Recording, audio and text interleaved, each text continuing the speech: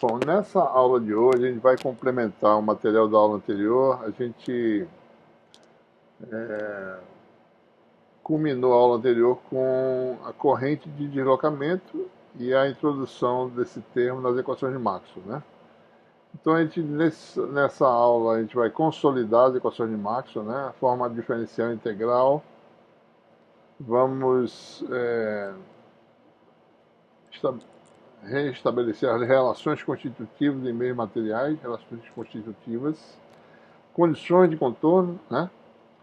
E o teorema de Poynting na forma geral, certo? Então esse é o objetivo dessa aula de hoje, tá bom? A última conexão que nós necessitávamos, né, para estabelecer as equações de Maxwell para o eletromagnetismo, né?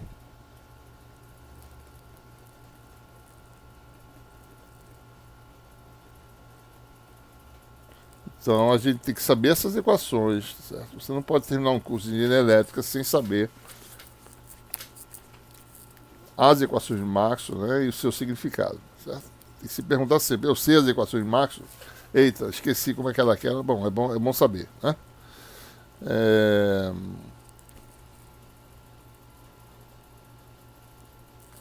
Então o que nós temos? Lei de Fala de forma diferencial, né? Então vou fazer a forma diferencial das equações de Maxwell.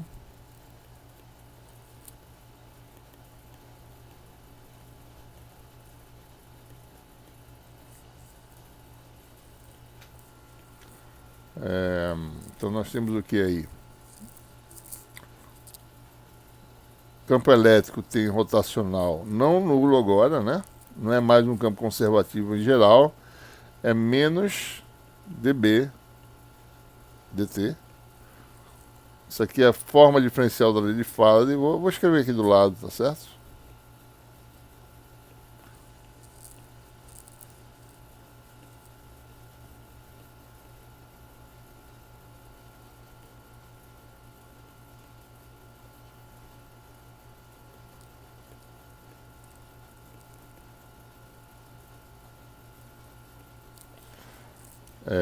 Que mais? Nós temos aí a lei de Gauss em forma diferencial.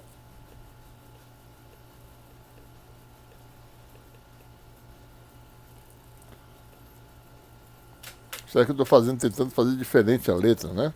Meio italicizada, né?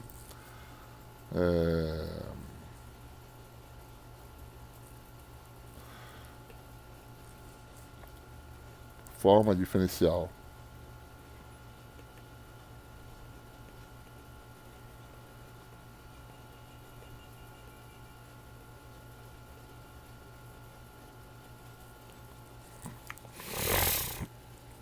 Daí vem agora a forma diferencial da lei de Gauss do magnetismo, que estabelece a inexistência, né, de monopolos magnéticos. Eu vou botar aqui do lado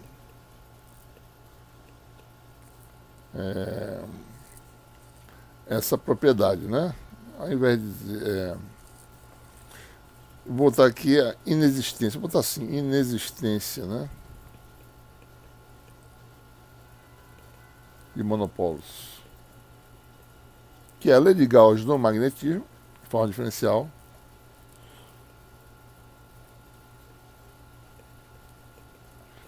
E agora a última, né, que a gente deduziu, que é a lei de Ampère generalizada,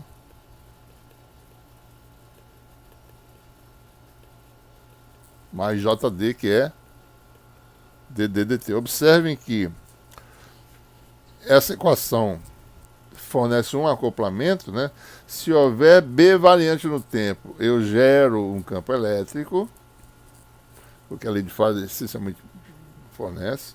Aqui se houver corrente ou variação de campo elétrico, que D é campo elétrico essencialmente, eu produzo campo magnético. Campo magnético pode ser produzido tanto por corrente como por variação no tempo de campo elétrico, né? Então essa é a essência, né, da propagação eletromagnética, né? Eu vario B produzo um E variante no tempo. Se E está variando no tempo, eu produzo de volta um H, e assim sucessivamente. Ou seja, essas coisas são acopladas.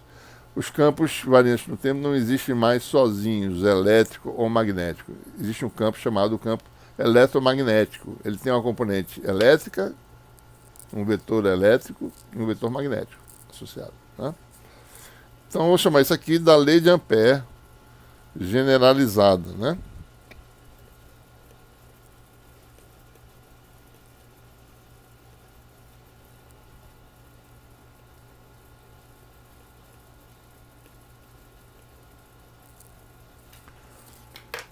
Então nós temos esse conjunto de leis, mas observe, né, nós temos 4 quantidades de campo, as fontes são densidade de carga e densidade de corrente, e os campos são E, D, B e H. Tem que ter uma conexão entre eles. Né? Então nós temos aí as relações constitutivas, que é algo importantíssimo, e aparece mais grandezas de campo, que aparece a polarização e a magnetização.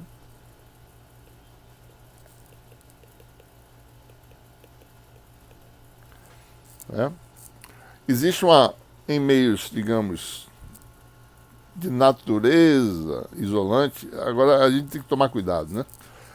O meio pode ser isolante numa faixa espectral, numa faixa de comprimento de onda ou de frequência, pode ser um bom condutor em outra faixa, né? Então aí começa a ficar complicado, certo? Então vamos usar a terminologia tradicional no regime baixa frequência, né? Meios isolantes, meios condutores, meios magnéticos, né? Então, os meios podem ter características que variam, porque você tem um campo agora aplicado que varia no tempo, variante no tempo. Então, você tem a relação continuam válidas em geral, né? D igual a ε0E mais P. Isso aqui é uma relação constitutiva mais simples, tá certo? Pode haver termos adicionais, né? Porque a gente só falou que a matéria isolante ela é constituída de dipolos elétricos, né? Mas existem momentos de dipolo, momentos de mais alta ordem. Você tem quadrupolo elétrico, né? Octopolo, etc. E aí eu teria termos adicionais aqui aparecendo, certo? A gente não está levando em conta. É claro que, tradicionalmente, esses são efeitos de efeitos fracos, que esses efeitos adicionais são interessantes em certos fenômenos, mas muito específico, né? Em geral, a relação constitutiva é essa aqui. D igual a ε0E mais P, aparece o vetor polarização, B igual a μ0 H mais M, em que M é a magnetização, já vou dar a terminologia dos campos que a gente utiliza. Né? E para meios lineares, então isso aqui é independentemente da natureza do meio. Pode ser linear, não linear, isotrópico ou não, etc, etc. Para meios lineares, nós temos também aqui meios condutores, né? Meios condutores simples. Vou botar assim, meios condutores governados pela lei de Ohm, né? Que pode ser que a conexão entre corrente e campo não seja aquela relação simples da lei de Ohm, né? Aí você tem uma relação constitutiva entre J e E, e J e o campo magnético também, certo? Aí, cada caso é um caso. Então, mas se você tem meios condutores governados pela lei de Ohm,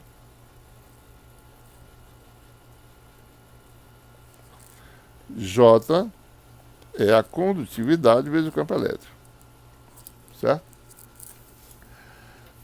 Existem efeitos não lineares, tá certo? Existem outras coisas, né? Então, existem outros tipos de relações constitutivas mais sofisticadas, específicas para alguns materiais, né? Então, pode ser que tenha alguma coisa adicional fora isso aqui, né? Como eu falei, certo? J e E pode não ser relacionado linearmente num determinado material, ele pode ter anisotropia, etc. Então, mas assim, materiais tradicionais você tem condutores tradicionais, lineares. Isso aqui é a lei de Ohm, certo? É uma relação constitutiva também para meios mais simples, né? Bom, e em resumo, vou fazer aqui uma tabela, tá certo? Em que nós temos os nomes, a gente não pode esquecer dessas quantidades, né? Vou botar aqui grandeza, seu símbolo, né? O seu nome utilizado na engenharia elétrica. Eu vou botar também nome utilizado na física.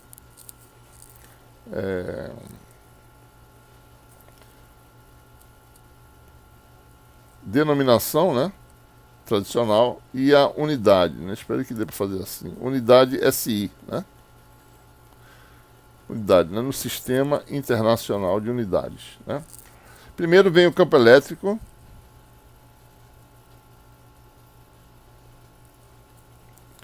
Denominação campo elétrico, né? Campo elétrico. Unidade SI, volts por metro. Ele está falando das grandezas de campo aqui, as grandezas que aparecem nas equações de Maxwell e nas relações constitutivas. Não estamos falando de grandezas auxiliares, como potencial elétrico, que é uma grandeza importante, mas ela não está nas equações de Maxwell, é uma ferramenta adicional. Potencial vetor magnético, é uma ferramenta auxiliar, certo? Inclusive também potencial escalar magnético, em alguns casos a gente pode usar. Então a gente está falando dos campos, né?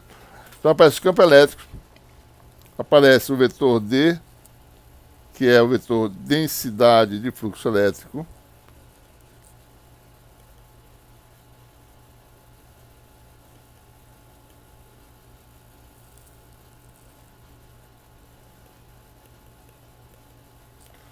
Também chamado de vetor deslocamento, né? Por isso que é a corrente de deslocamento, né? Deslocamento elétrico. A corrente do deslocamento elétrico. Unidade, densidade de carga, né? Superficial, Coulomb por metro quadrado. O que mais que nós temos? Bom, campo de quantidades elétricas, né? Vou botar aqui o vetor polarização aqui em cima para agrupar, tá certo? Vetor polarização. Eu vou botar também os parâmetros do vácuo, né?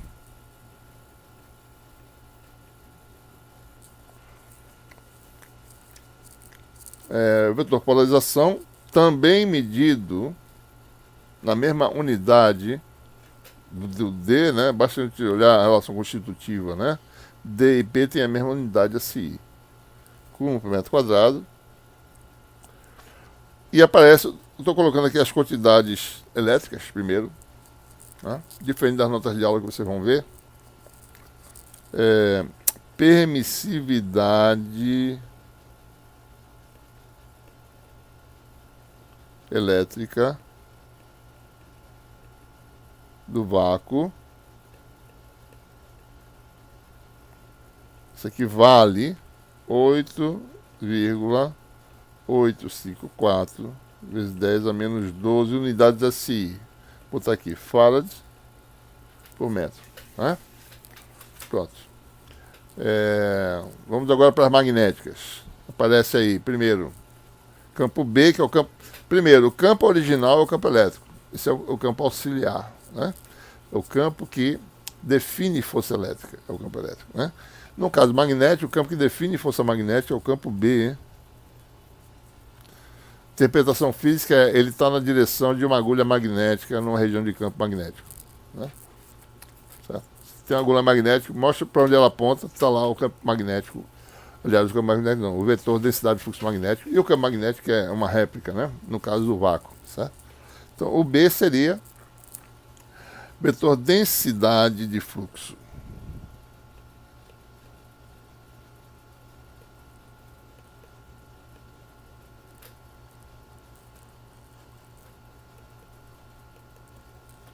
Magnético,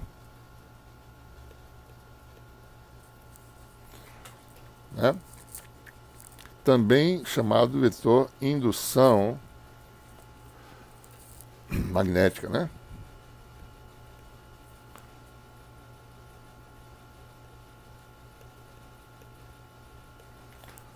Ele, variante do tempo, produz a indução magnética, que gera um campo elétrico. Unidade Tesla, né? Que é o Weber por metro quadrado. Um campo de 1 Tesla já é um campo muito forte, né? Certo? Daí você tem o campo H,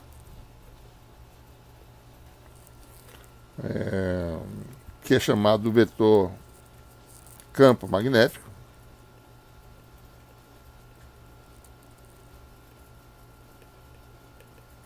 Unidade de ampere por metro. Né? Aparece aí. Não vai caber, né? Eu vou subir aqui um pouquinho, tá certo? Subir isso aqui. Conseguir fazer todo mundo. Diminuir esse aqui.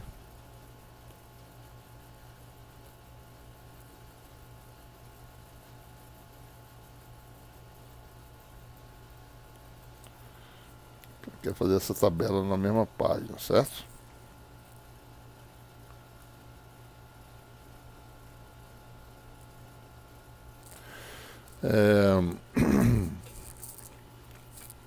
Então, continuando, né?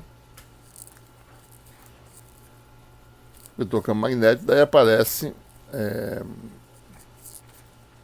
os campos magnetização, né? Tem a mesma dimensão magnetização, que é a densidade de polos, né?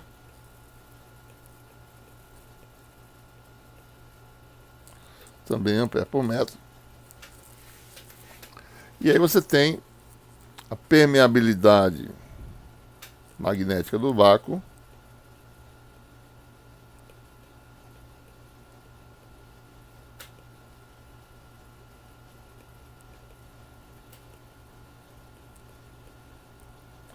Que é o quê? 4π vezes 10 a menos 7 unidades SI, Henry por metro. E você tem mais duas, tá certo? Só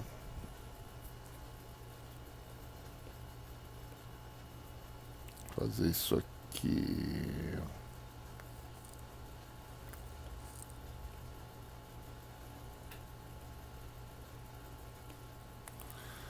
Quantidades, né?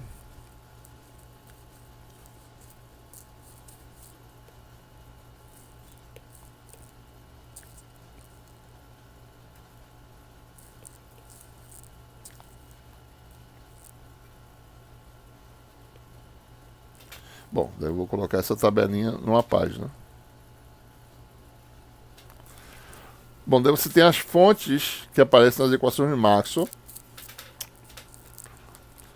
Densidade de carga. Carga livre, né? A carga livre, certo? Volumétrica, né, pessoal? Muita gente fica confundindo, botando carga superficial nas equações de Maxwell. Não é. É densidade de carga de volume. Né? E a densidade de corrente livre.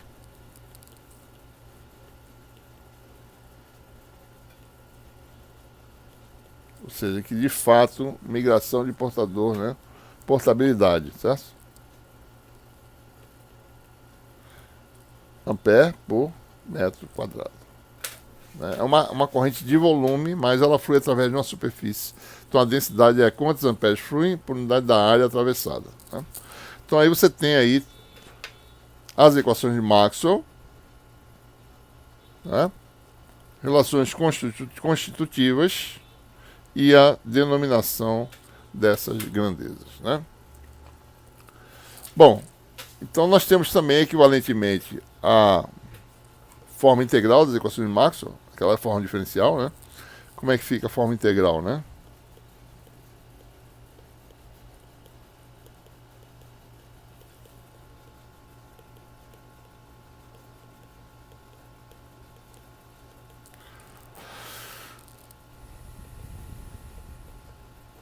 Basta aplicar os teoremas da análise vetorial, né? Então vamos voltar para cá. Então aqui, se eu calcular a circulação, aliás, integral de superfície em ambos os membros, na verdade observe que a lei integral é a lei original, né? As formas diferenciais são obtidas das formas integrais, certo? Então se eu calcular o integral de superfície do rotacional, vou relacionar com a circulação de E E aqui vai dar a taxa de variação do fluxo magnético total, né? Não é a derivada só do campo que vai aparecer, mas a derivada total da integral, porque a relação original é a integral, né? Então, primeira relação, que é a lei de Faraday na forma integral. Então, o que nós temos aí, né? A gente vai só mostrar aqui. Bom, para integrar, né? Você tem sempre C nessas relações, né? Você está no espaço, tendo campo ou não, né? De sigma. Aqui é uma superfície aberta. Então, você quando tem a superfície aberta sigma, o elemento de área está sempre no sentido polegar, o caminho faz com que a área fique sempre à esquerda. E quando você tem uma superfície, tá? Uma superfície, o elemento de área para fora. Essa superfície delimita o volume V e é uma superfície fechada sigma, tá? E aqui você tem elemento de volume, né? dV. Então, elemento de área, elemento de volume, aqui é elemento de área, aqui você vai ter um elemento de comprimento também, tá certo? Essas são as regiões de integração, né? Ou você envolve integral de linha com integral de superfície, ou integral de superfície com integral de volume. Então, o que acontece? Lei de Ampère, aliás, a lei de Faraday, né? Fica como, né? Circulação de E, num caminho fechado, aqui está a construção geométrica.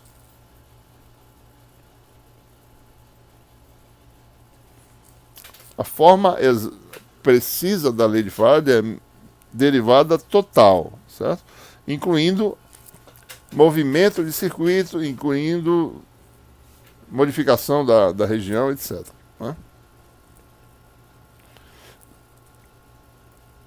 O fluxo magnético enlaçado, se ele variar no tempo, artificialmente ou porque o campo varia no tempo, então você tem a derivada total disso aqui, vai ser a circulação do campo elétrico.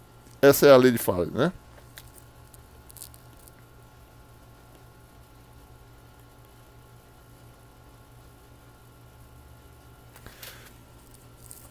Daí você tem agora a lei de Gauss, para o campo elétrico, fluxo elétrico, superfície fechada, que é para esse caso aqui agora, né?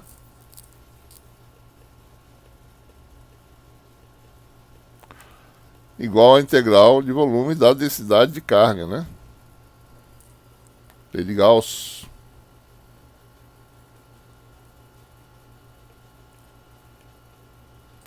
Forma integral. Lei de Gauss para o campo elétrico, né? Vou botar assim, certo? Daí você vem com a lei de Gauss para o campo magnético.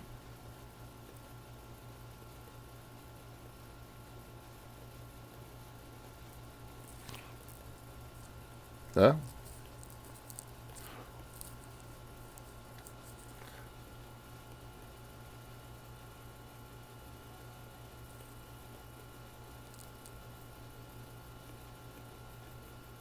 Para o campo B, para o fluxo, para a densidade de fluxo magnético, ou seja, o fluxo magnético líquido para fora da superfície fechada ou para dentro é zero. Né? Inexistência de carga magnética. Carga ou monopolo, né? Carga magnética, certo?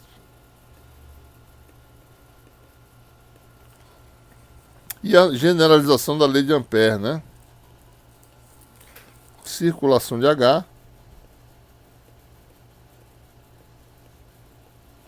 igual a corrente livre envolvida pela superfície. Aqui está a mesma geometria, né?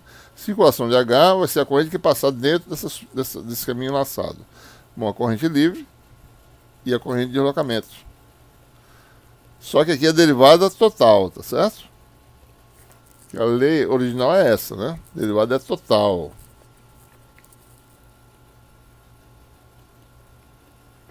Taxa de variação do fluxo através da superfície aberta.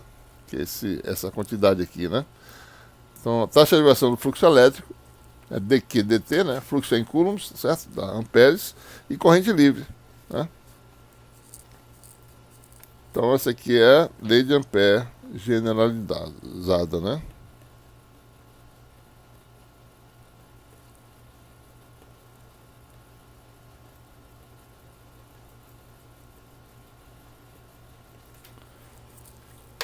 Então temos aí a forma integral e as regiões de integração, certo?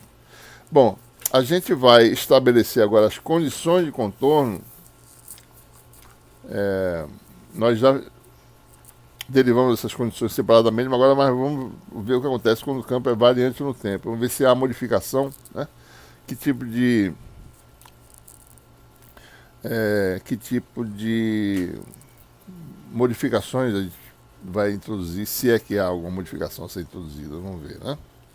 Então vamos falar sobre condições de contorno.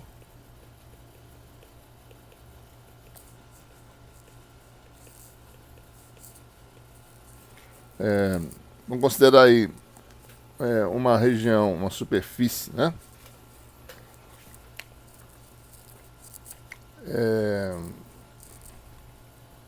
Vou fazer um diagrama.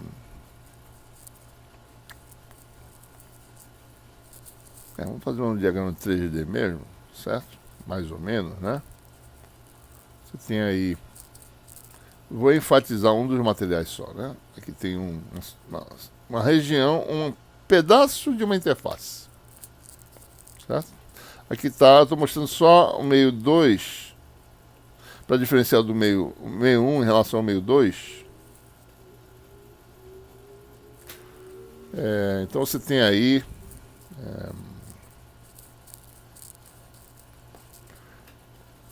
então você tem aqui, eu vou tentar fazer um pouco diferente, né? Vou prolongar isso aqui.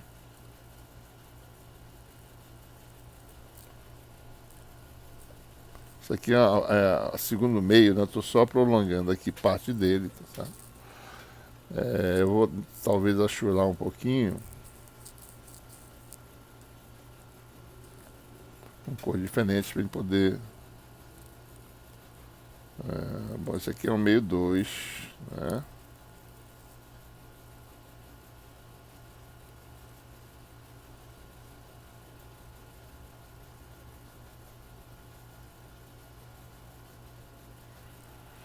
E esse de baixo é o meio 1 com uma outra cor, né? Tá de verde.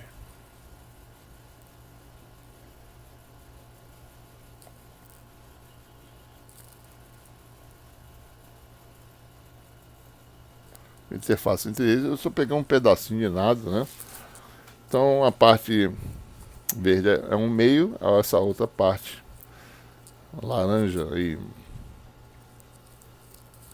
laranja quase marrom, né? Claro, tá certo? É um meio 2. Então vamos chamar aqui meio 1, meio 2, é só um pedacinho, né? Vamos fazer agora um cilindro gaussiano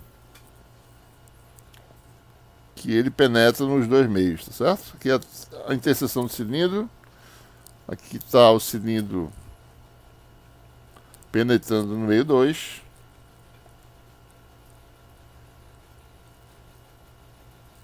Pronto. A gente só vai usar exclusivamente integral de superfície e volume, né? A gente vai ter aí a normal, que vai de 1 para 2, tradicionalmente, né? N, né? Vamos ter um elemento de área chamado de delta sigma, pequeno diferencial. E a altura desse cilindro vai ser um H que ele vai fazer tender a zero. Então, existem campos do lado 1 e campos do lado 2. Como é que eles se conectam nessa interface, né? A gente vai modificar as... nós temos... olhando aqui, né? As leis integrais. Duas delas vão ser usadas. É a lei de Gauss, tanto para o caso elétrico como para o caso magnético. E a gente vai modificar essa relação aqui. Observe que essas equações são parecidas, né? Circulação, taxa de variação de fluxo, né? Circulação, taxa de variação de fluxo e fluxo, certo? A gente vai... então observe, essas equações são parecidas, né? Elas têm o fluxo de uma quantidade de campo é igual a alguma coisa, que é o integral de volume, né? Então nós temos equações que são desse tipo aqui, certo? Cadê aqui? Nós temos equações da forma fluxo de uma quantidade, que é um campo, fluxo de um campo, chamado de F, certo? Um campo F, pode ser B ou D, né, no caso, né? É igual a carga envolvida, ou zero, no caso magnético, ou a carga elétrica envolvida, no caso magnético. Então a gente vai botar aqui uma função densidade, né, um Gzinho, tá certo? G é a função densidade. De carga, né, no caso.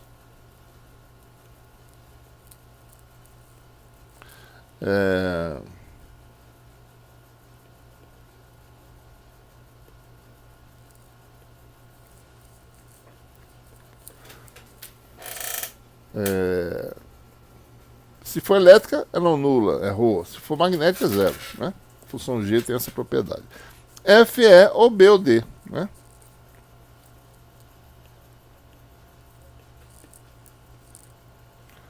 Campo. Ou B, né? Ou D. A gente vai usar o adequado em cada caso.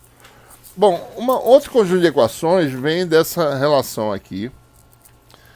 Nós temos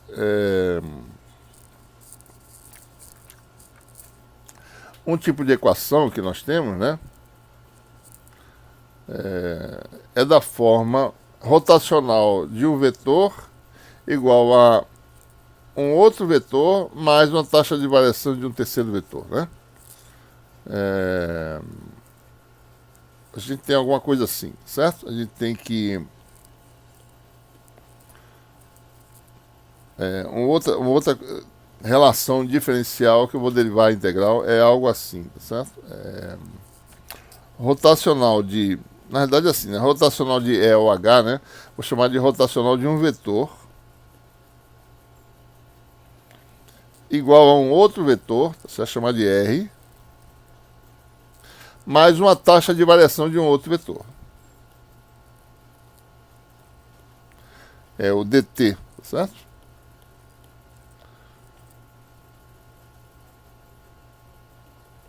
As equações de Maxwell tem duas equações que são dessa forma, né? Por exemplo, né, você tem rotacional de E igual a 0, né, mais dB dt, menos dB dt, né, no caso. Rotacional de H, se F é igual a H, vai dar J mais dd dt. Então, no caso elétrico, F, por exemplo, né, caso elétrico, né, F é igual a E, R igual a 0, T igual a menos B, né? No caso magnético,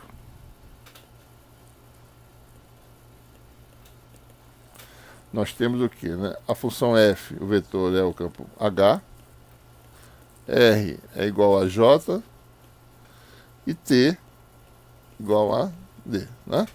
Então, com a mesma equação, a gente tem as duas equações de Maxwell aí, fazendo a substituição adequada, né? A gente, então, nas equações de Maxwell aparece o quê? Circulação do campo elétrico, né? Igual a corrente envolvida. Circulação do campo elétrico igual a taxa de variação menos taxa de variação do fluxo magnético. Ou circulação de H igual a corrente envolvida mais corrente de deslocamento envolvida, né? Enlaçada.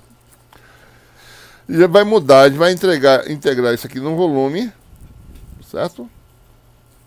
Vai integrar no volume, ou seja, vai integrar essa equação no volume.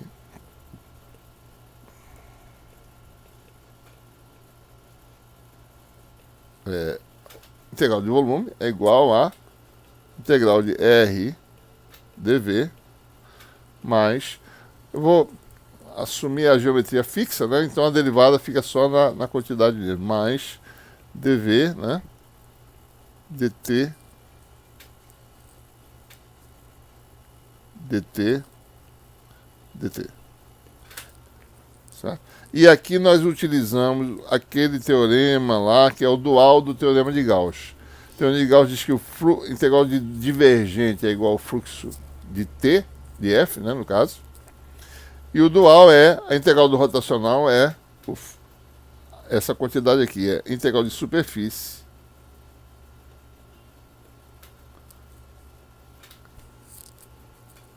do vetor, né? Um é ponto, né, que é fluxo, né? E aqui é produto vetorial de f. Então essa é a forma que a gente vai usar nessa derivação das condições de contorno, tá?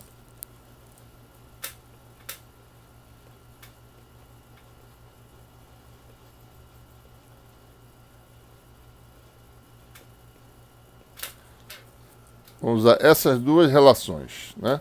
Uma vai ser essa aqui e a outra vai ser esta daqui. Então essa vai ser a segunda. Vou até achurá-las, né? Para lembrar que são essas as condições que a gente vai usar, as equações para derivar as condições de contorno. Essa aqui e esta aqui. Certo? Então são as duas equações. O que a gente vai fazer? Vai usar essas equações para esse cilindro. Ele vai ter um volume que é aproximadamente a área vezes a altura. E a superfície, à medida que h tende a zero, a superfície tende a zero, né? Certo? Então vamos começar por esse tipo de equação. O que ela fornece de condição de contorno, né? Digamos que você tem uma função de densidade, campo do lado 1 e lado 2, que é essa quantidade f. O que acontece? Então, vamos começar com essa relação.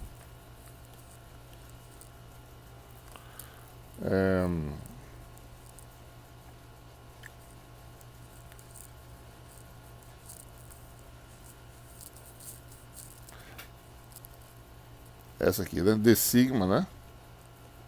Escalar f igual a integral de volume de G, né? Certo? O que ele vai fazer? Bom, vamos aplicar isso para esse cilindro. A integral de volume, quando delta sigma é pequeno e h tende a zero, né? Então vou fazer isso aqui no limite de h tendendo a zero. Olha, o que acontece? Você vai ter contribuição na tampa de cima do F, F projetado na direção normal. Isso aqui vai dar limite de quando h tende a zero. Contribuição na tampa de cima. Como a área diferencial vai dar delta sigma n escalar campo F do lado 2, né, dentro do meio. Daí na tampa de baixo vai dar menos delta sigma. Menos por quê? Né? Porque n está para cima e o F está... Na verdade, por que menos? Porque o n está para baixo, né? Então vai dar menos n escalar com F do lado 1. Mais alguma coisa lateral. Uma função que depende, que é proporcional à área, certo? Vou botar aqui um parâmetro de proporcionalidade chamado de alfa, né? Vezes h. Não importa o valor de alfa. Importa que essa integral é proporcional a h. Essa integral aqui no limite vai dar limite, vou botar aqui embaixo. Isso aqui vai dar igual, né? Limite de quando h tende a zero de delta sigma h vezes g. Tá? Bom, então vamos analisar os limites, né? Isso aqui é carga, né? Densidade de carga. Se a carga existir na superfície, isso aqui, no limite que h tende a zero, isso aqui vai dar delta sigma limite de GH quando h tende a zero. Se esse limite existir, isso vai dar um termo de superfície dessa densidade, densidade superficial de carga, né? Então isso aqui vai dar delta sigma G de superfície, certo? GS, né? No limite aqui, esses termos não dependem de H, esse aqui vai para zero.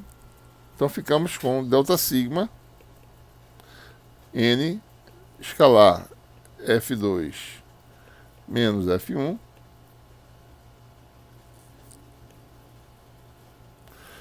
igual a, no limite já, né? Já é o resultado do limite, delta sigma G de superfície. Então você cancela aqui, né? Ficamos com a condição de contorno para as integrais de fluxo, né? Tanto elétrico quanto magnético. Há uma descontinuidade na componente normal de N, de F, né, no caso, que é igual à densidade de carga superficial. Esse é o resultado, certo?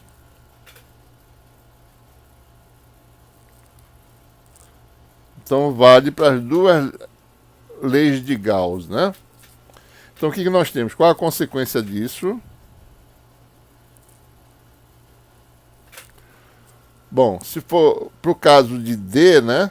Vetor D, densidade de fluxo elétrico, isso aqui dá a densidade de carga elétrica superficial.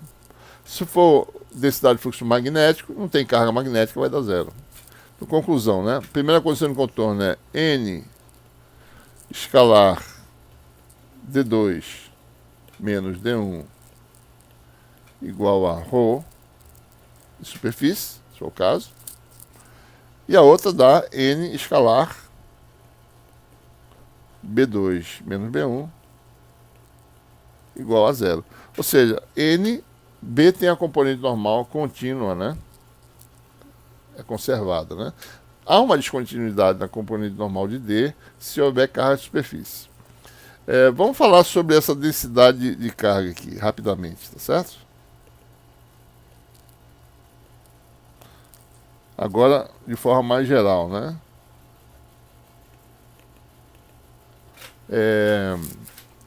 Ela vai existir em que situações, né?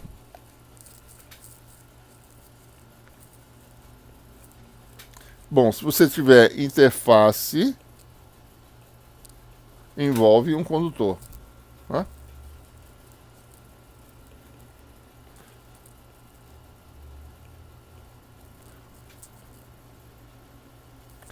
Condutor isolante, né, por exemplo, ou condutor também, né? Pode ser. Você tem, por exemplo, corrente fluindo no contato entre dois condutores, no regime variante do tempo. Se você for ver, vai ter acúmulo de carga nessa interface. Então,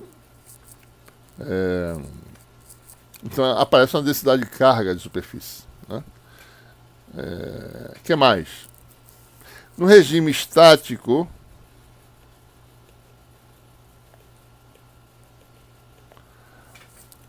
a gente pode especificar, né?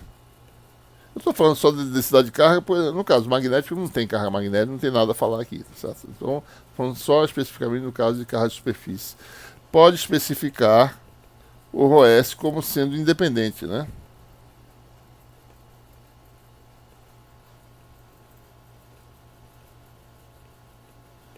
Então você pode ser, dado o ρS, quem é o campo? Isso acontece, você pode fazer isso. Você, por exemplo, energiza um eletrodo, tá certo? Faz uma interface, uma folha de papel de alumínio e bota dois isolantes, bota ela no meio e carrega ela com um dado potencial. Então você sabe mais ou menos qual é a densidade de carga superficial. Ela é especificada, né? Por exemplo. Não, você pode, em algumas situações. Em muitas situações ela é consequência, né? Por exemplo, uma carga próxima a uma superfície condutora, né? Essa carga induz a carga na superfície. Então você determina o campo e do campo você determina quem é a carga na superfície, que é o caso geral, certo? Então no regime em geral e principalmente no regime dinâmico, essas cargas aparecem como consequência do campo, né? Então o ρS ele é obtido, né? É obtido, ele não é independente. obtido do conhecimento. Você resolve para os campos. E aí você obtém a densidade de carga. Que nem no método das imagens, por exemplo, né? Tem uma carga, induz carga numa superfície condutora. Você obtém, certo? E para campos dinâmicos, a mesma coisa. Você calcula os campos, daí quando terminar o problema, bom, quem é a carga na superfície? Vamos ver se tem descontinuidade na componente normal de D. Bom, se tiver, é porque tem a carga na superfície lá. Você obtém dessa forma. Certo?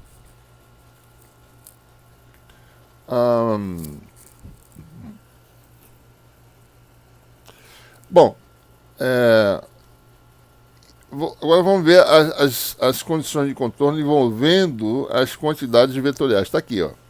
Vamos transportar para lá, né?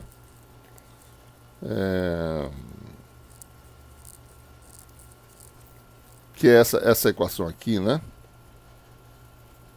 Vamos usá-la e aplicar isso no nosso cilindro gaussiano, tá certo?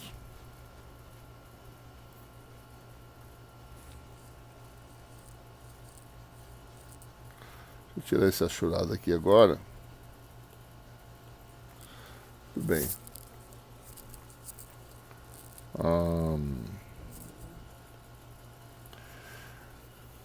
Então, vamos fazer agora isso aqui no limite, né? De quando H tende a zero.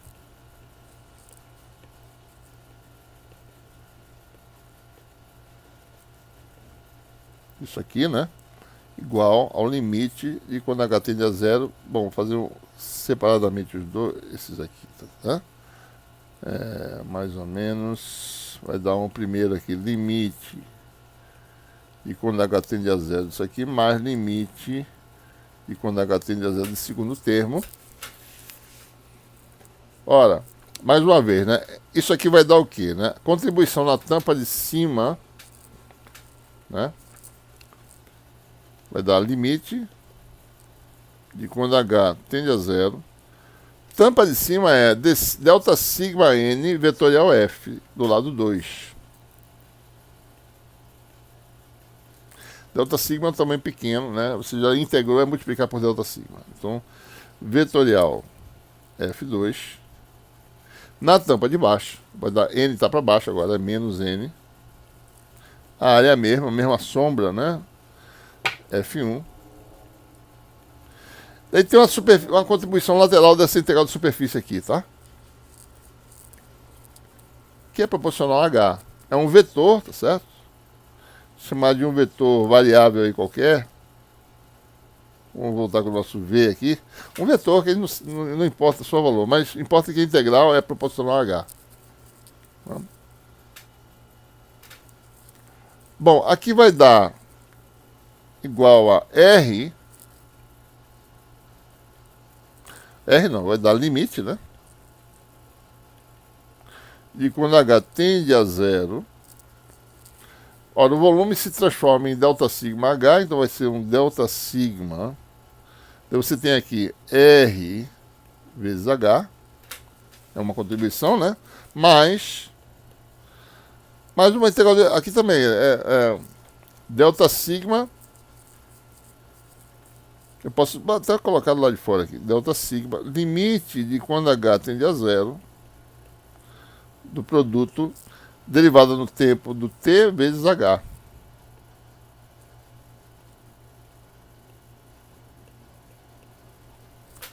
Certo? Muito bem. Bom, primeiro membro, o que acontece? Bom, primeiro membro, esse termo aqui tende a zero, né? Isso aqui.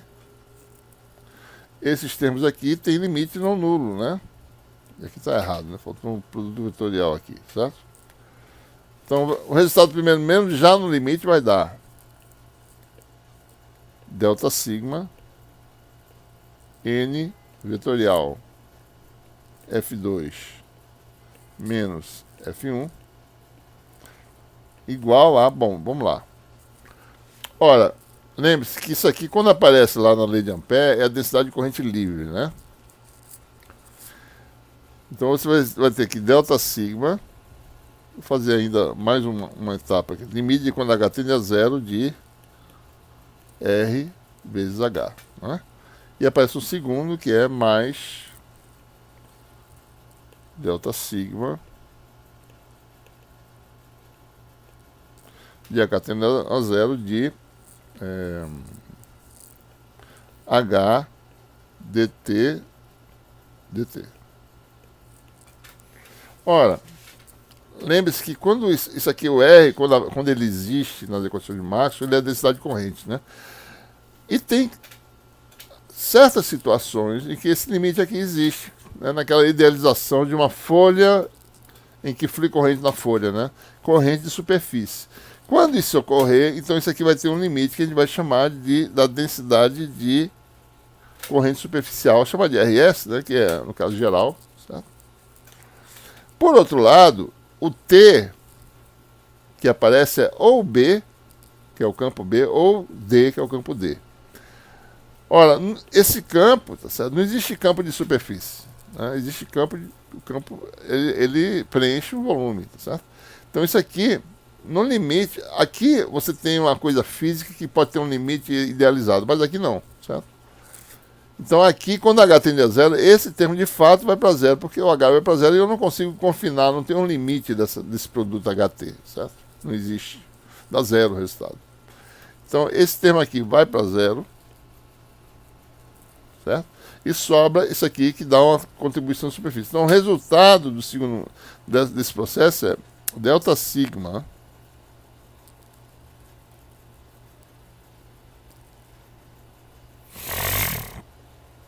N vetorial F2 menos F1 vai dar delta sigma corrente de superfície, se for o caso, né? R de superfície. E aí você pode cancelar aí o delta sigma, né? Fica com essa condição de contorno válida para as equações de Maxwell, né, que envolvem esses campos, certo? F2 menos F1 igual a termo de superfície RS, certo? Esse é o resultado geral, né? Daí você tem aí agora, aplicando agora para as equações de Maxwell, né? O que acontece? Bom, lei de Faraday, né? Lei de Faraday, F igual a E, certo? E R é igual a zero, porque não tem corrente lá, né? Esse R é o termo que não é taxa de variação, é o termo que aparece do lado direito, certo? Isso aqui é a lei de Faraday. Então nós temos a condição de contorno para E, ou seja, N vetorial é 2 menos E1 igual a zero. Mesma condição obtida no caso estático, né? Não há diferença. Certo? E a outra é a lei de Ampère. F igual a H, R igual a J, que é a lei de Ampère, né? Então, aqui está o que acontece com a lei de Ampère, vai dar N vetorial H2 menos H1 é igual a densidade de corrente superficial, que a gente chama de K, né? É o RS que a gente chama de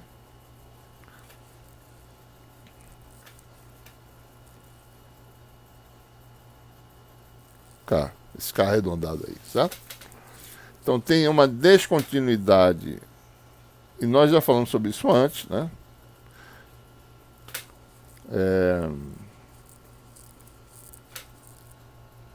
Deixa eu só pegar aqui minhas notas, vou fazer aqui separadamente.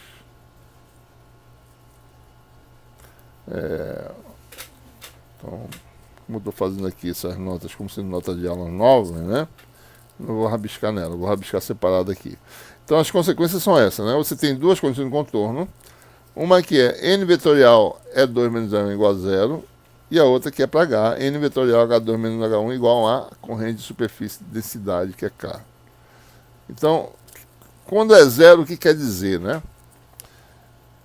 Quer dizer o quê? Quer dizer que a componente tangencial, quando a relação dá zero, quer dizer que os campos, né,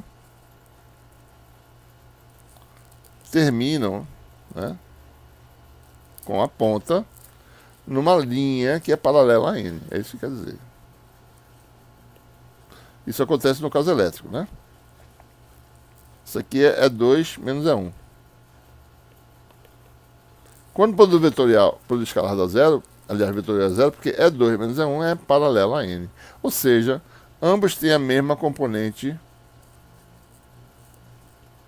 tangencial. Então, é tangencial, é contínuo.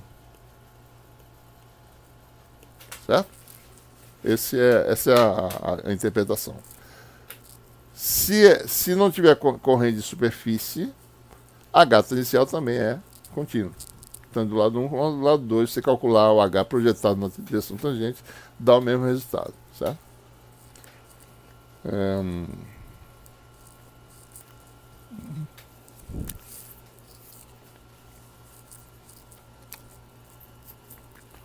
Bom, algumas observações, certo? Eu gostaria de fazer, né? Na questão da... acabei escrevendo aqui, não foi? Bom, posso deixar aqui mesmo, não tem problema não. Né? É isso que quer dizer. Então, vamos olhar aqui rapidamente, tá certo? Sobre a existência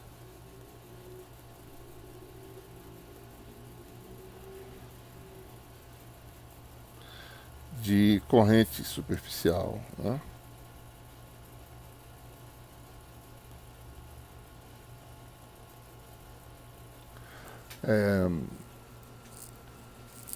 Então, a corrente superficial é uma idealização, tá certo?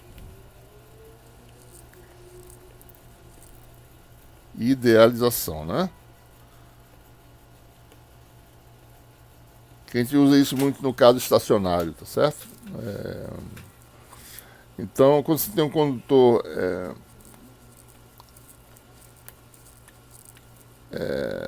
ou seja, a corrente ocupa só uma região muito pequena na superfície, né?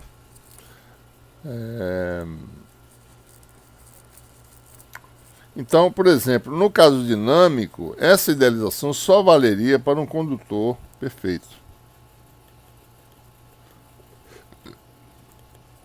A gente vai ver no curso seguinte, tá certo? Que existe uma coisa chamada profundidade de penetração, né? O campo penetra num condutor até uma certa profundidade. Se o condutor tem uma condutividade finita, essa profundidade tem um certo valor. Se a condutividade é infinita, a profundidade vai para zero e a corrente fica na superfície. Então, no caso dinâmico, né, a gente pode usar a corrente de superfície quando o volume ele é muito pequeno, a gente pode idealizar, né? A corrente sempre ela existe num volume, né? Mas se o seu condutor tem uma das dimensões muito pequena em relação às outras, você pode aproximar dizendo que é uma folha, é uma idealização, né? Então, ou isso é uma das situações, ou a outra é quando o condutor é perfeito, em que a corrente ela vai toda para a superfície, certo? Não ocupa o volume, porque o campo não penetra, né? Então, no caso real, a corrente ocupa um volume, não existe corrente de superfície, né? Então, no caso real, a corrente se distribui no volume,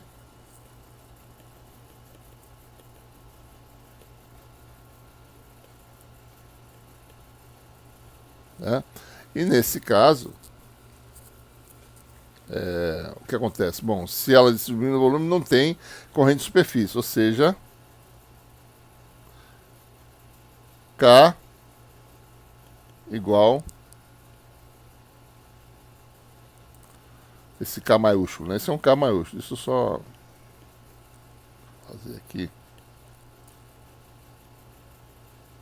K maiúsculo, né? Igual a zero. Ou seja, nesse caso, no caso de campo dinâmico, né, em geral, corrente está no volume, não está em superfície. Então, campo tangencial é contínuo, né? Campo H. Certo? Quando a gente está falando com o campo eletromagnético valendo no tempo, ele não usa densidade de corrente superficial. O campo tangencial é sempre contínuo, nunca vai ter um termo de superfície. Certo? Só se eu usar uma aproximação, que é o que se faz em guerra de onda, você aproxima, numa primeira aproximação, o condutor tem condutividade infinita, daí você calcula os campos usando essa condição, e aí aparece uma corrente de superfície. Mas se você for fazer o carro real com condutividade finita, essa corrente de superfície não existe e o campo tangencial é contínuo. A gente vai falar sobre isso, vai mostrar como é que isso se dá quando a gente falar sobre guerra de onda, né? Lá no curso 2, tá certo? Então, é isso que a gente tem que falar sobre condições de contorno, né? Bom, vamos agora para a parte final da nossa aula de hoje, falar sobre o teorema de Poynting.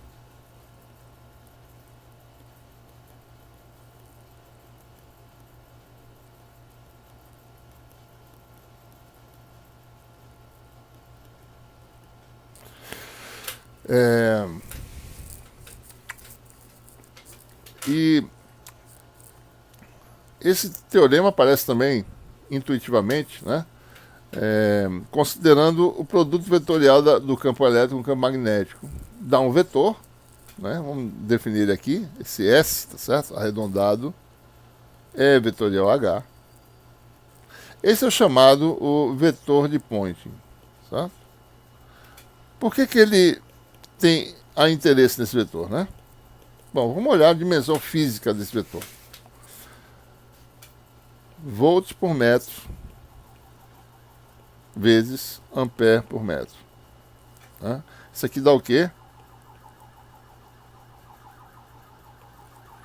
Volt vezes ampere dá watts por metro quadrado. Dá um tipo de fluxo de potência por unidade de área, né? Potência por unidade de área.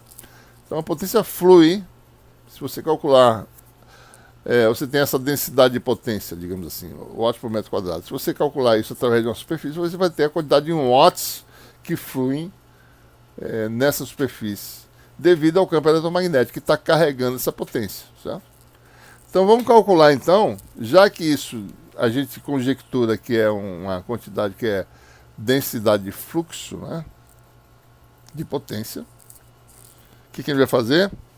Vai calcular, porque a gente quer usar a lei de Gauss, vai calcular divergente desse vetor. Porque com o divergente eu calculo o integral de volume desse divergente, e daí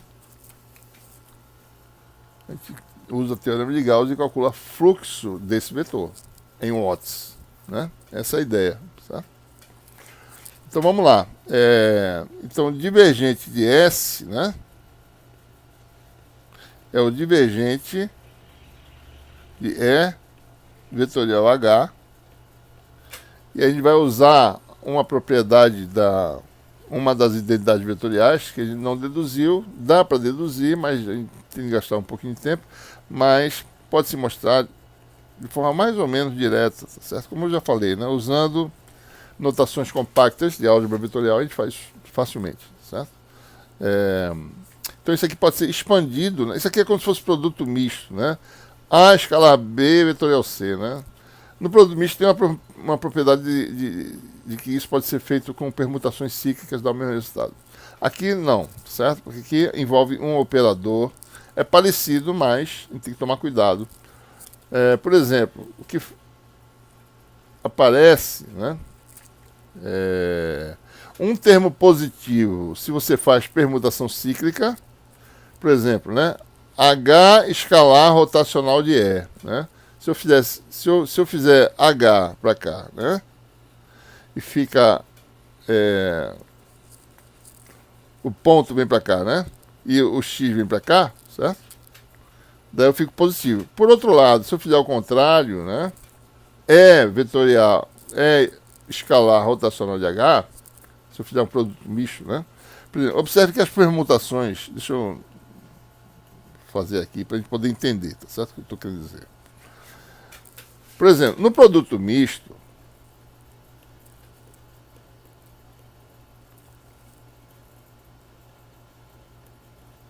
eu posso fazer isso aqui, ó, permutação cíclica, né? C escalar AB. Né? Mas, por exemplo, isso aqui dá... se eu botar CBA, é claro, se eu trocar a posição de A com B, dá negativo. Isso aqui vai dar menos C B vetorial A. Né? Certo?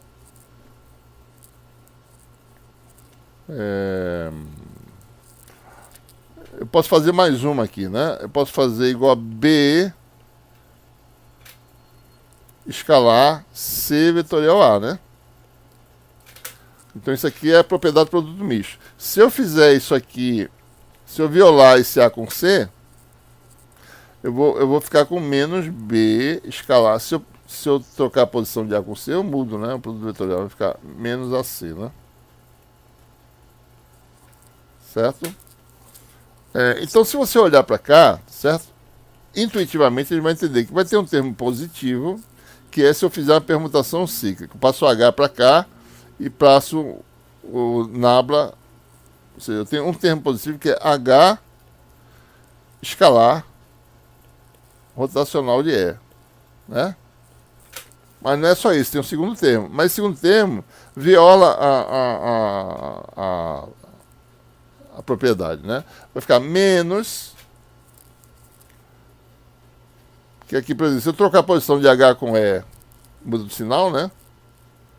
Então vai ficar menos E rotacional de H.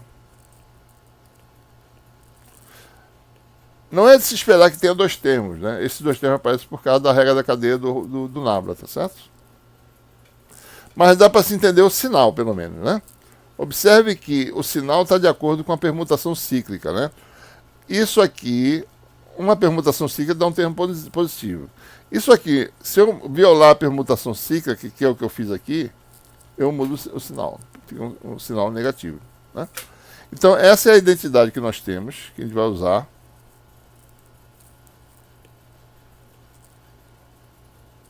Vou botar aqui, tá certo? Né? Então tem essa identidade. Tá certo? E aparece o quê? Rotacional de E é igual a menos dB dt. Rotacional de H é igual a J mais dd dt. Né? Então, o que nós temos? Divergente de E vetorial H igual a um termo aqui, ó, menos, né? É dd dt, vou botar aqui, aliás, vou botar o primeiro termo, menos JE,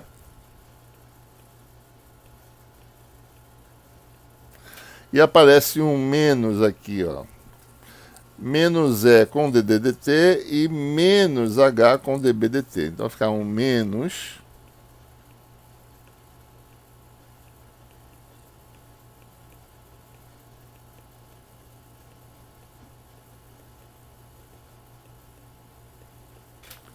né? O que a gente faz agora? Bom, a gente agora vai integrar num volume. Então, equivalentemente, aqui vai dar menos. Vou passar o sinal de menos para cá. Integral de volume do divergente igual a integral de volume do JE mais um termo, né? Então, ele pega um volume fechado e integra nesse volume. Certo?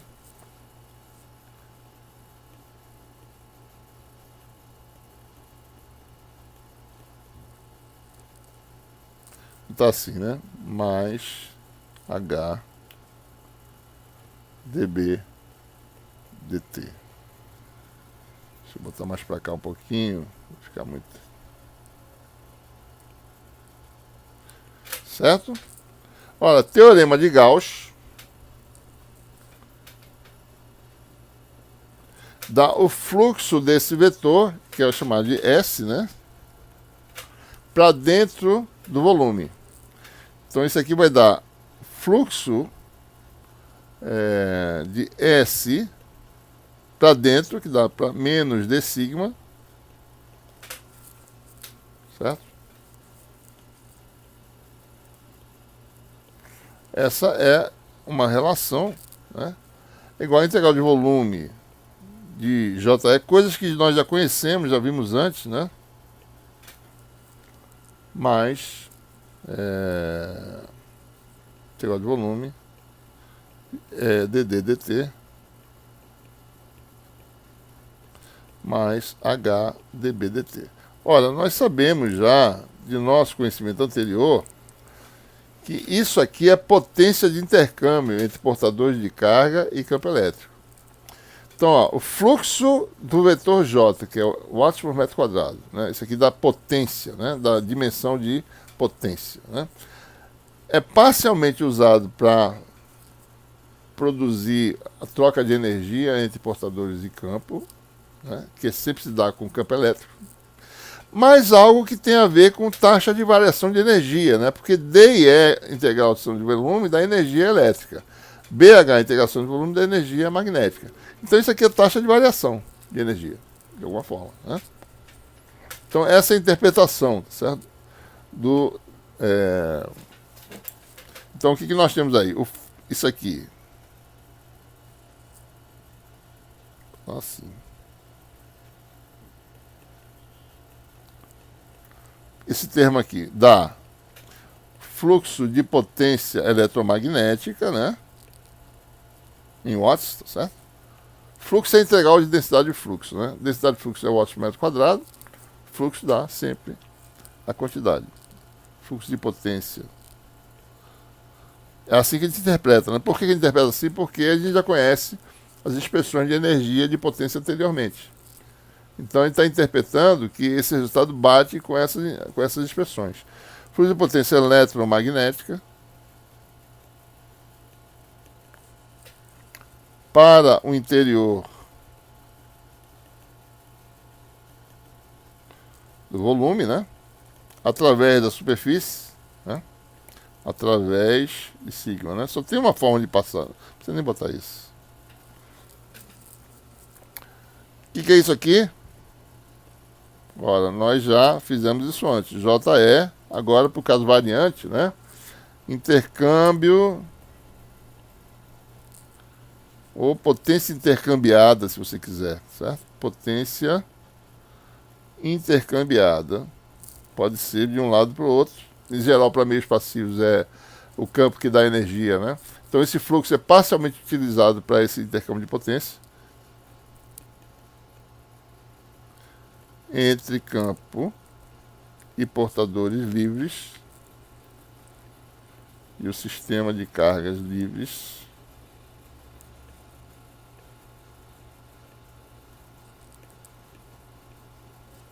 né? Que estão em V, né? Ora, a gente só pode interpretar esse termo aqui como sendo a taxa de variação da energia eletromagnética no volume. Só tem essa possibilidade, né? Se isso aqui é potência, tá certo? Ela é usada para, por exemplo, aquecimento e uma parte que é conservada. Taxa de variação da energia, tá? Do volume. Se tem um fluxo positivo, a energia está aumentando a uma taxa positiva. Se tem uma diminuição, se a potência flui para fora, a energia está diminuindo dentro, né? Então você tem aí esse termo que a gente vai chamar de taxa de variação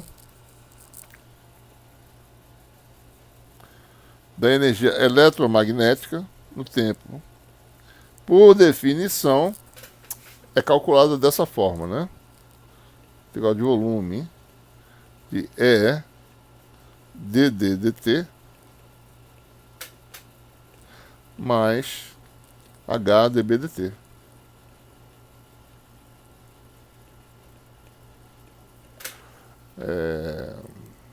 Então, é a taxa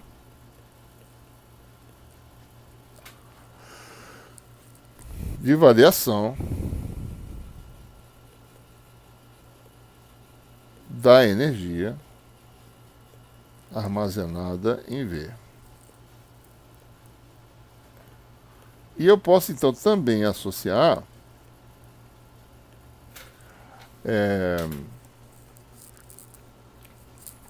que essa energia, né, a energia armazenada,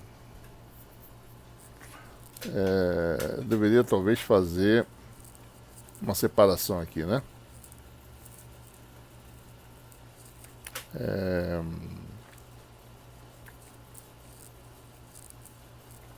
Bom, a gente pode falar em densidade de energia também, né? Então essa energia eletromagnética, né, ela é integral de volume, né, da densidade de energia eletromagnética. E esse termo aqui seria a densidade, a taxa de variação da densidade de energia eletromagnética, né?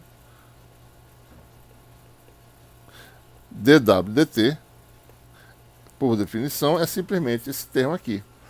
A densidade de energia eletromagnética varia a uma taxa que é dada por E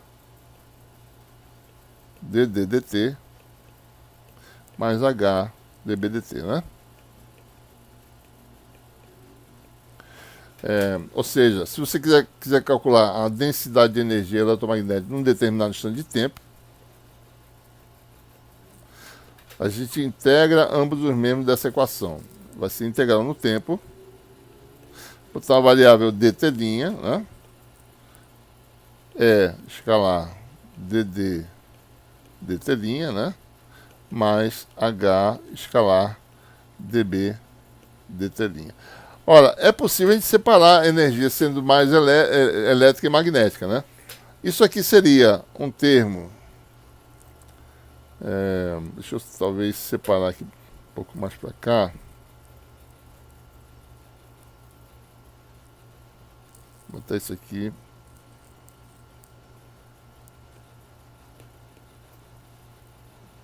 Mais para cá. E botar isso aqui, certo?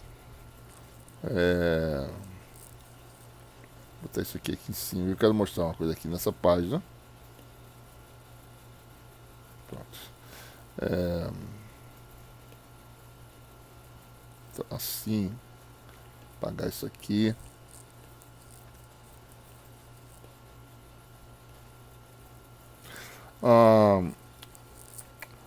Olha, isso aqui seria a densidade de energia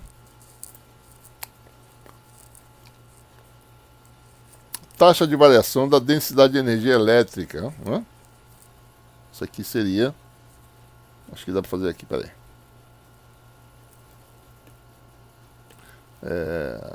Fazer assim, ó. Isso aqui, vou botar aqui assim, destacado. Né? Isso aqui é inerentemente elétrico, isso aqui é magnético, apesar de agora o campo estar acoplado EIH, né? Campo eletromagnético, mas a gente pode ainda visualizar isso como sendo essencialmente elétrico, isso aqui é essencialmente magnético. Então você tem aí, para poder relacionar com coisas no regime de baixa frequência, né? Isso aqui é a taxa de variação da densidade de energia elétrica com o tempo, né? Isso aqui é a taxa de variação da energia magnética com o tempo, certo?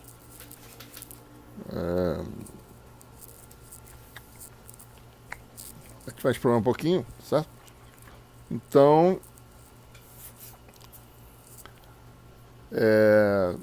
então nós temos essas relações. O que nós temos então no caso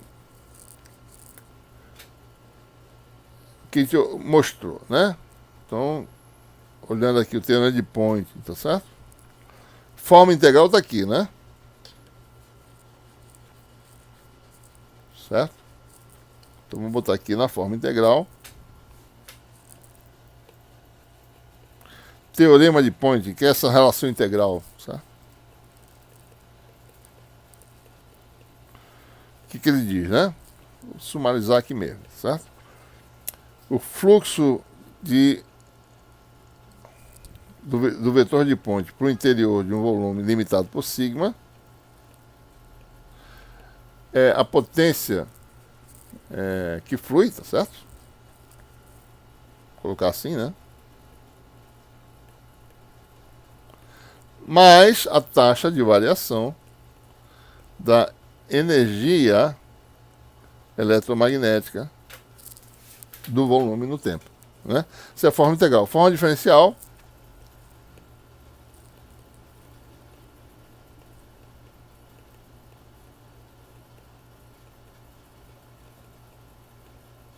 que veio originalmente, né? Menos divergente de S igual a J escalar E mais derivada da densidade de energia eletromagnética no tempo.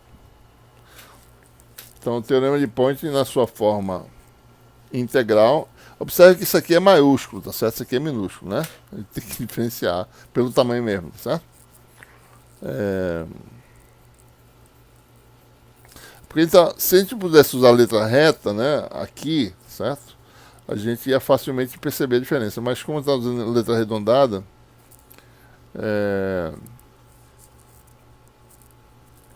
fica às vezes difícil perceber a diferença. É pelo tamanho mesmo, tá certo? Densidade e aqui energia, né? Certo? Tamanho, né? W maiúsculo, W minúsculo. Certo? É bom observar aqui, olhando um pouquinho mais para a densidade de energia,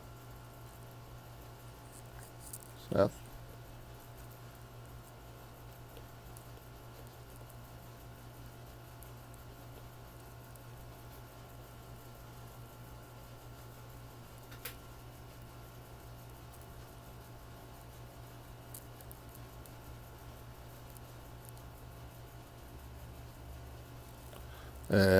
Olhando para a densidade de energia, certo? Então nós temos aí que, voltando, né? Olhando aqui para a densidade de energia um pouco mais, coisa que a gente já viu antes. A gente viu que o teorema de Poynting bate com as coisas que a gente já tinha visto em termos de energia e potência.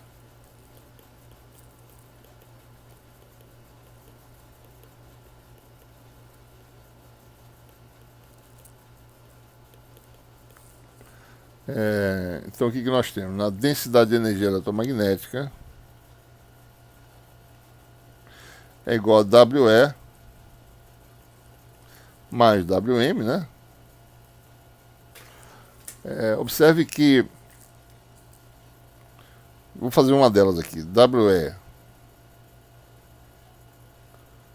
é integral no tempo, né, de 0 a t, dt', certo?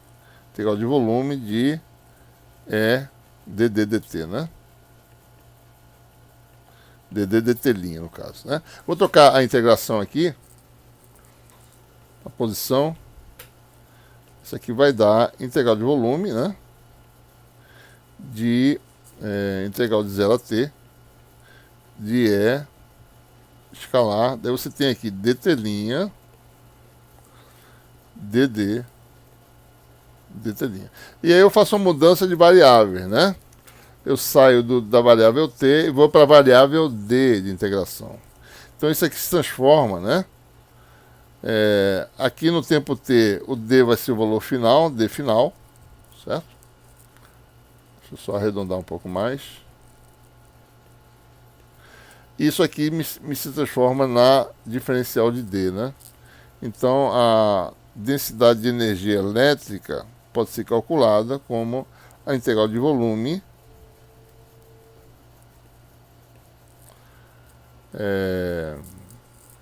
aliás, desculpe, não tem integral de volume não. Integral de volume. Não, desculpe, não tem integral nenhuma de volume aqui. Isso aqui é densidade, né? Estou confundindo aqui. Foi mal. Então isso aqui vai dar, né? Integral do espaço de estado, né? A densidade de energia vai ser integral no espaço de estado de E delta D. Né? Vou botar em vez de delta agora, não precisa, eu estava diferenciando por causa, estava pensando na integral de volume, não precisa botar delta, é D mesmo, né? dd, certo? Então mesma coisa para energia, densidade de energia magnética, né? Densidade de energia magnética também é integral no espaço de estado de zero até o valor final de B e H dB, né? Vou botar isso aqui para baixo.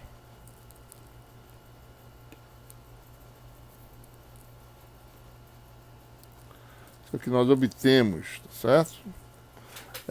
Essas são as expressões para energia, no caso geral, densidade, né? Daí você integra isso no volume, se tem energia no volume, tá certo? Mas isso nós já tínhamos mostrado antes, né? Se você tem sistemas conservativos, em ambos os casos, né? Então, se você for num ciclo completo de variação, vai no valor, volta para o valor inicial, tá certo? Então, essa integração é no espaço de estado, né? Vamos botar, por exemplo, o caso elétrico aqui, tá certo? Então, você tem dx, dy, né? E dz. Então, você tem uma trajetória qualquer, né? Se você tiver uma integral fechada, né? No espaço de estados, se o sistema for conservativo, quando você calcular a integral de linha, né, no espaço de estados, vai dar zero, certo? Então, no sistema conservativo, você tem o quê, né? Circulação de E no espaço de estados igual a zero, se for o caso elétrico, né? Isso aqui é para sistema conservativo, né? E integral no espaço de estado de H dB vai dar zero, caso magnético.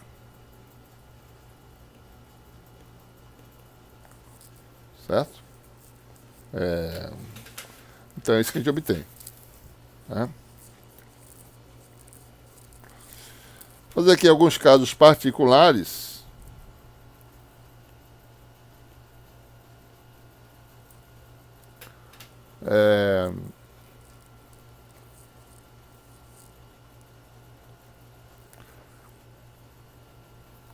Vou botar aqui casos particulares, né? Eu só estou revisando agora a coisa que nós já vimos antes, certo? Então, se o meio... caso 1, né? Vou botar aqui, caso 1, meio linear. Tanto isotrópico quanto anisotrópico, tá certo? Tanto tendo a mesma propriedade de suas direções, como tendo propriedades distintas de direções diferentes, mas sendo linear. Então, ou anisotrópico. Então, isso se aplica nos dois casos. Nós já mostramos antes, né? Que eu posso parametrizar, tá certo? Por exemplo, né? Olhando aqui para a integral dd no espaço de estado, né? Como é que a gente faz, né? Bom, a gente parametriza em termos de uma variável contínua. Então, d é um múltiplo, uma fração do valor final. E, obviamente, se o sistema linear, D e E são linearmente relacionados, eu posso escrever que, em relação ao valor final, o campo elétrico também é uma mesma fração. Né? Então, aqui eu tenho que ΔD vai dar ΔK. Vou botar delta não, D, né? A diferencial de D é a diferencial de K, vezes o valor final, né? E aí eu parametrizo essa integral em termos da variável K. Isso aqui vai dar integral de 0 a df, e é dd, né? Vai dar o que, né? Vai dar df escalar é f, daí eu substituo, né? E k é f está fora da integral. E dd é dk df, df está fora da integral. Fica a integral de 0 a 1 de k dk, que dá 1 meio, k2 sobre 2. Então a densidade de energia elétrica vai dar 1/2 do valor final de D e de E, não precisa botar mais o subscrito, né? 1/2 de D vezes E. No mesmo caso magnético, né? Wm vai dar 1/2 de B vezes H, né? Produto escalar. Seja o meio isotrópico ou não, o mesmo resultado, certo? Né? No caso geral, caso 2, então o que a gente vai fazer aqui? Caso 2. No caso geral, você vai usar a relação constitutiva, né?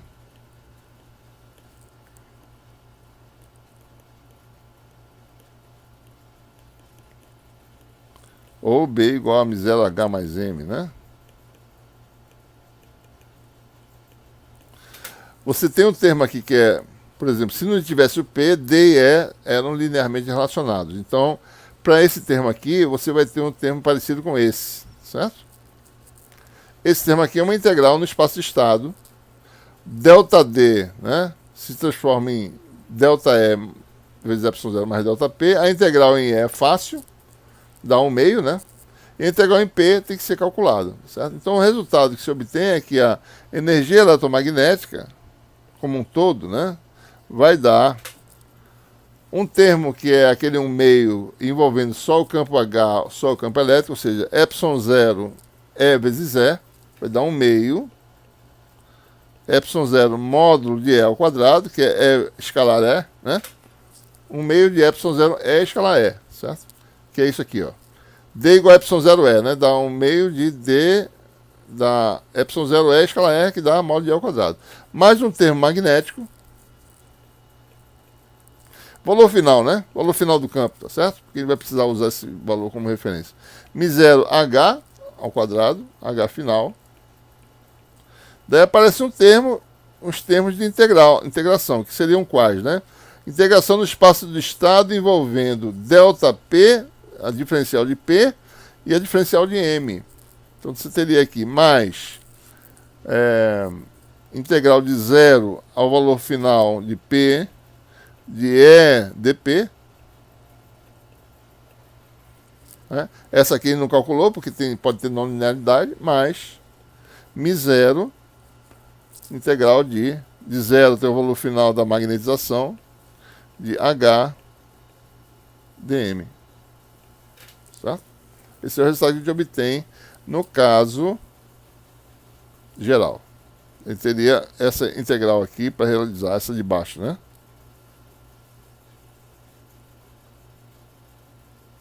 Certo? Ok?